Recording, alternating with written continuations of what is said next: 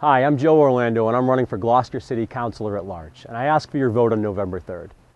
My family has been part of Gloucester for decades, and I come from a long line of people who have given back to this community, and I'm hoping to be the next person in that line. My grandfather, Michael Paul Orlando, a World War II veteran and owner of 2 Purple Hearts, was also the president of the Atlantic Fishermen's Union here in the local level, and later on in his career, the vice president of the Seafarers International Union, which is more regional. My father currently serves on the Gloucester's Planning Board and previously served on the Community Preservation Commission. And I want to be the next person in this family to serve our community.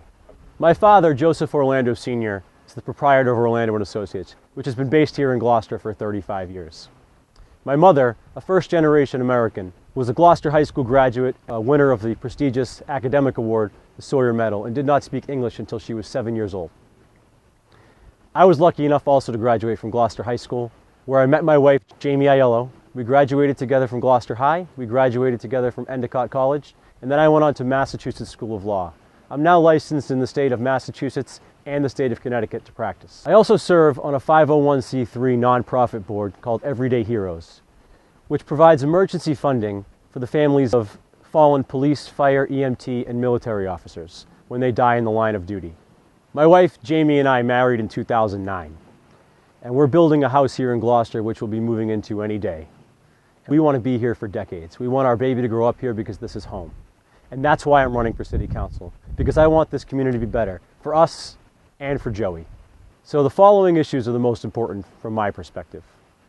I think, for one, we have to preserve what's left of our natural industry, our commercial fishing industry.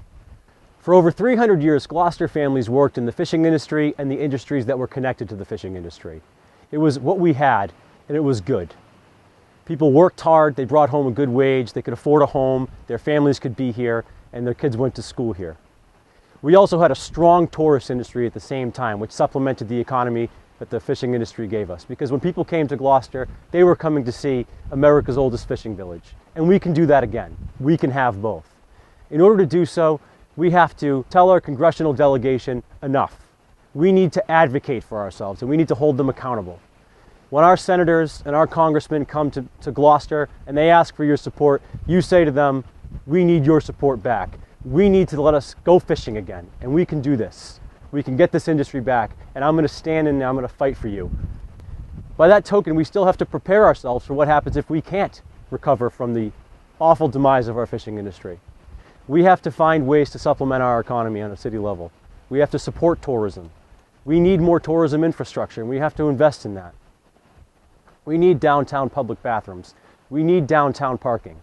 We need to find ways to get people to come to our Gloucester beaches and stay here overnight, spend money in our restaurants and our shops, and support our industry. If we're able to do all of these things, we'll be able to decrease the tax burden on our residents without increasing the tax burden on anybody, including our businesses. We have to become more business friendly, because if we don't, we're going down and we'll never come back up. We have a lot to do. We have to build new school buildings, we have to build a new public safety building, and all of the ideas that I've brought forward about ways to increase our business tax base will help us do that. But we also have to increase our residential tax base. We have to entice young families to come to Gloucester, to stay here, to put their kids in our schools, to buy homes and improve them. And when we do so, we'll be able to build those school buildings.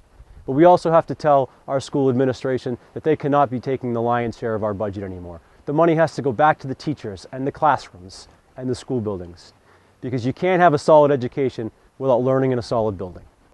Thank you, and please vote on November 3rd.